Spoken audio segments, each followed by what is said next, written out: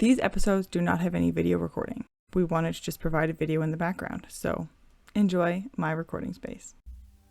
Welcome to the Happy Soul Podcast. My name is Melissa, and this is Sammi. We are diving deep into conversations that connect and inspire. Stories of resilience, triumph, and transformation. Stories that take us to the heart of human connection. Please note that opinions of our guests do not necessarily reflect those of this podcast. Please listen with your kindness and an open mind. Each story shared is authentic and vulnerable. Let's embrace our differences with empathy, knowing every voice enriches us. Together, let's cultivate a community of respect and curiosity. Thank you for listening. Now sit back, relax, and prepare to be inspired. Thing I guess I'd like people to know about childhood cancer and a bit more awareness around it is that these kids are being left with long-term health implications from the treatments that they're receiving. So this is why it's so important for us to invest more money to find kinder, gentler options for kids. Hello everyone, welcome to the Happy Soul Podcast. Today is a bit of a different episode. As you all know, if you're listening today on February 15th, 2024, it is Childhood Cancer Awareness Day.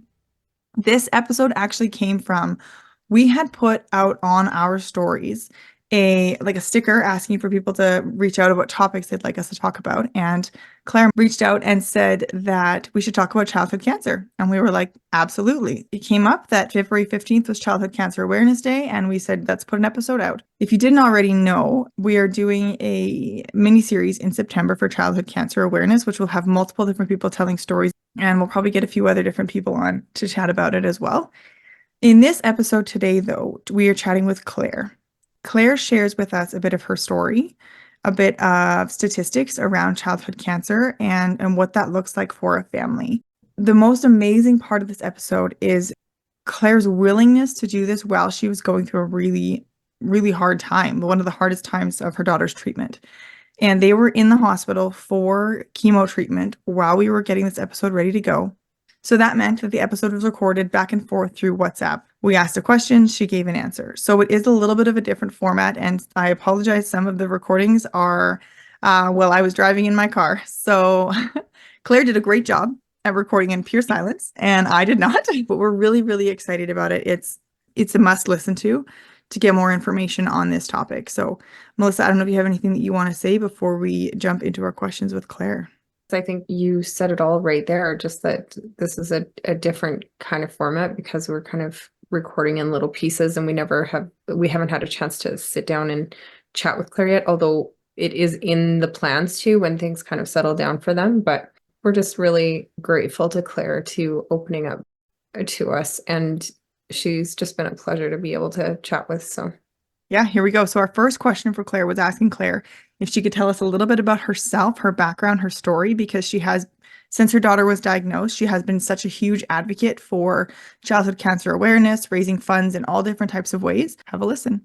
To the Coles Notes version of me, I work full-time in marketing, communications, and business development. I'm director of marketing development for a surveying and geomatics firm. So it's kind of my jam.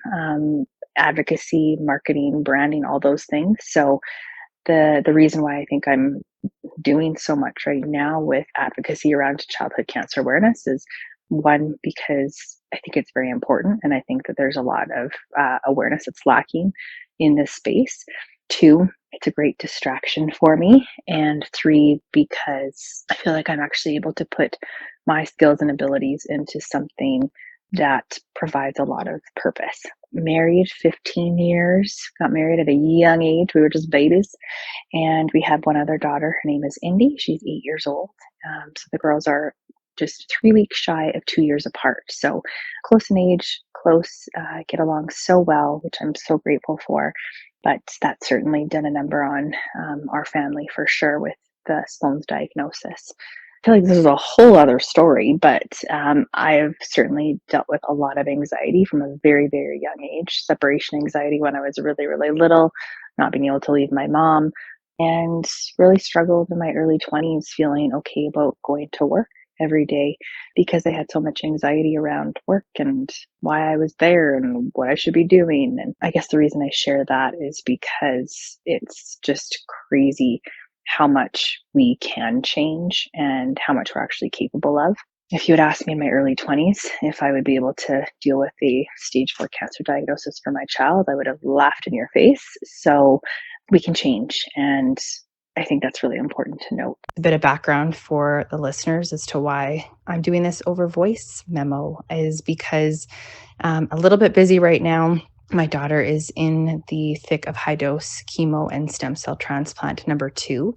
So I'll get to that at some point with what that means. But really, it's kind of the most intense time of her treatment. So as much as I would love to do something recorded, we have to do it this way. So to get into, I guess, a bit of our story, Cole's Notes version. Last May, my 5-year-old daughter was experiencing some leg and groin pain. I just chalked it up to be growing pains because my older daughter, who's 8, had kind of growing pains around that same age. But it was just over May long weekend, came on quite suddenly. And the difference, I think, between her what I thought were growing pains and my other daughters was that it was actually impacting her during the day. Whereas I remember growing pains with my other daughter, it seemed to happen at night when she got settled in for the evening. So these growing pains over May long weekend, and they just got progressively worse to the point where she was actually having to pull herself up the stairs, holding onto the banister, pull herself into the car. And then on the Monday of the May long weekend, she actually developed a fever, and she's not a fever kid. So it seemed strange. She had a fever all week. We kept her home all week, and she kept complaining of this leg pain. It was very specific to her groin, pelvic area, and her upper legs kind of stopping at her knees. So just very specific to those areas. Just all seemed kind of strange. I honestly thought it was the flu because I'm like, well, aches and pains and a fever. But my husband and my mom were, I guess, more concerned than me. And I feel really guilty as a mom saying that now, but they were the ones that recommended I call 811, which I did.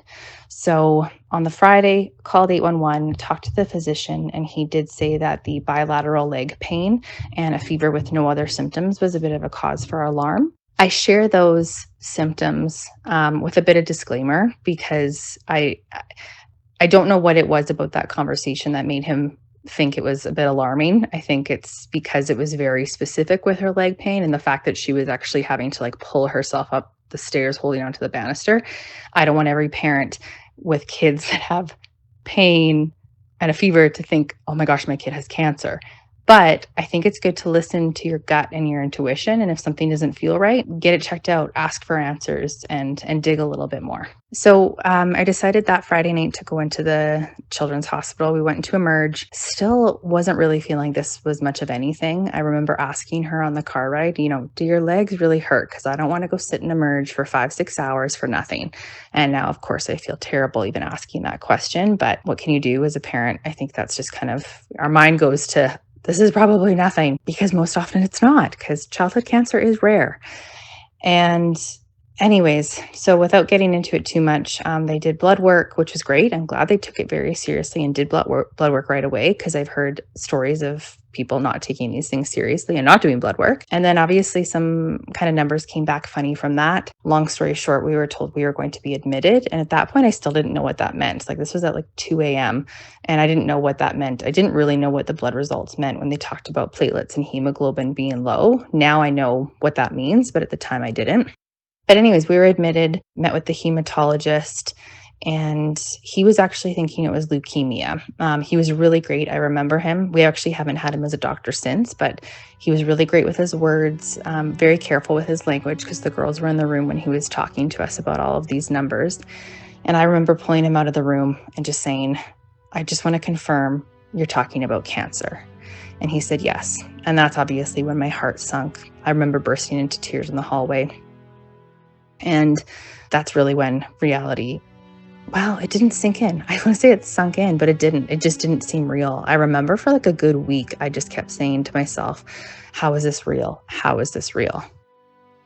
So after several tests, they were really great that weekend. They did a number of tests, confirmed it was not leukemia. but they did ultrasound, CT scan, MRI, ended up finding this primary mass on her right adrenal gland, which is really what kind of drove them to the thought that this was a cancer called neuroblastoma. It wasn't officially confirmed, though, until they did a biopsy on the central mass and did a urine test that got shipped away, and this other scan called an MIBG scan, which is essentially like a PET scan that adults get, but it's for neuroblastoma specifically.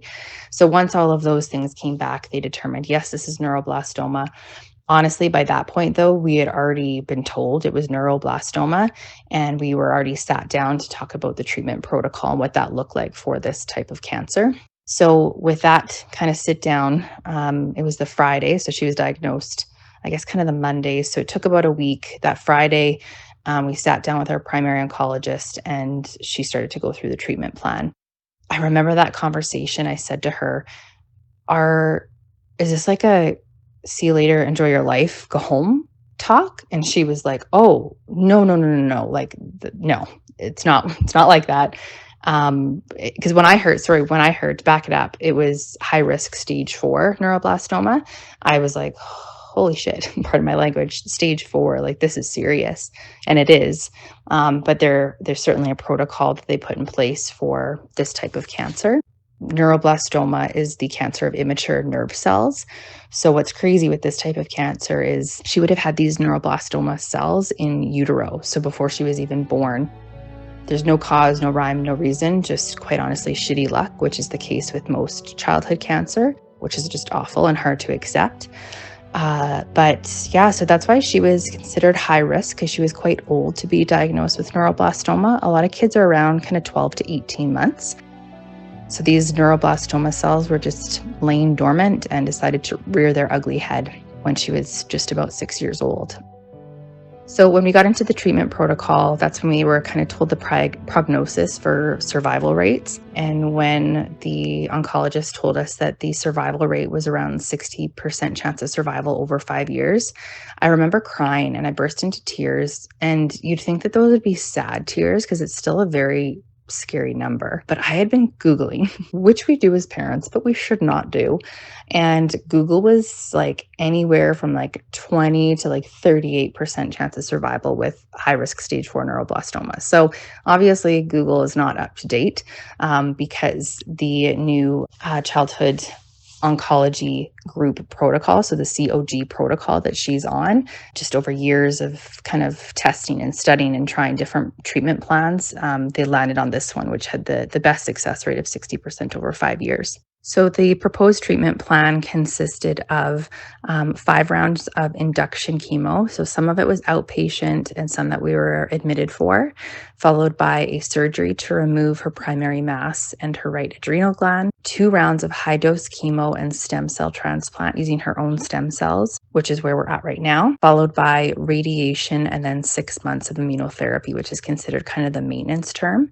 So when they initially mapped it out, it was mapped out as like a 12-month plan, but I don't think that's ever really possible. Like even with ours, which has been fairly on track, we're looking at it being about an 18-month plan. So at this point, nothing has shifted. They usually run kids through the standard treatment protocol unless they're finding that the cancer is refractory, which means that it's not responding to traditional treatment plans. But Sloane's, for the most part, or I shouldn't say for the most part, it is responding really well to all the treatment. And we know that from the different scans that she's had throughout this process. So the only thing that's really changed is just the 12-month timeline is looking more like an 18-month timeline for her. I mean, holy shit. Is that a good intro? I mean, the amount of times, and we were really careful with like when we were talking to Claire and sending these messages back and forth, it is very different for us. Like we're not asking questions the most. She's not seeing her face. We're not replying, like we were sticking to the questions because we didn't want to use her time.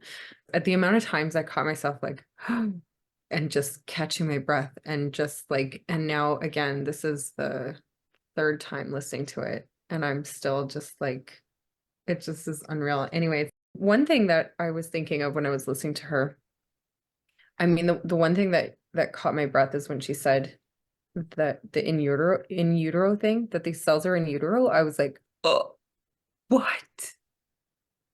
What? Yeah. That is unbelievable. And that most kids with this get diagnosed between 12 and 18 months. I had to sit down. Babies, like, it's unreal. Do you have any thoughts there?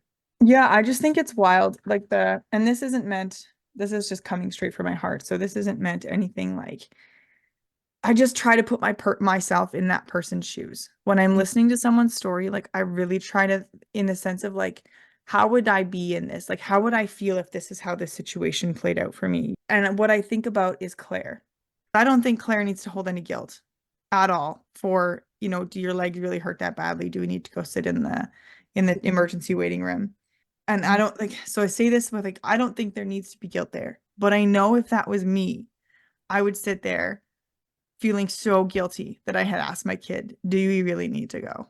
You know what I mean? And I don't think she should feel that way. No, but you would, that's how I you would feel that way. And so when I'm listening to this, I'm like, I think I would have to tell myself the same thing. You don't need to feel guilty for this. You don't need to feel guilty for this. You're just a normal human being. But I well, just think it's so hard to be in those positions where you're, especially when it's something like that, right? Like your kid looks fine, they're acting fine outside of pain. Like even when this is not nothing close to a child having cancer, but